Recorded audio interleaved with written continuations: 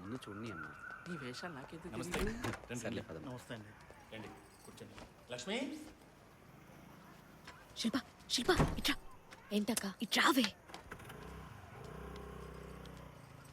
లోపలికి రా, టీ తాగుదాం.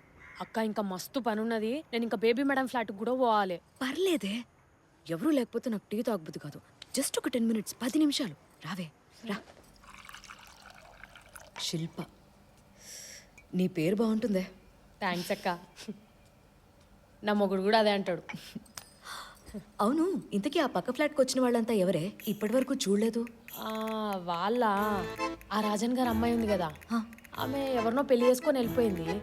గొడవలైనాయంట, తిరిగి వచ్చేసింది. ఇప్పుడు మళ్ళా పెళ్లి చేద్దాం అనుకుంటున్నారు.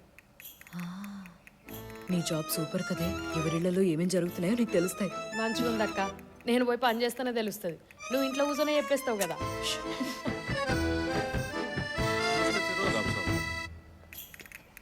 అవును, ఈ ఫిరోజ్ గారి మధ్య నీరసంగా ఉన్నారే, ఏవైనా హెల్త్ ప్రాబ్లమా?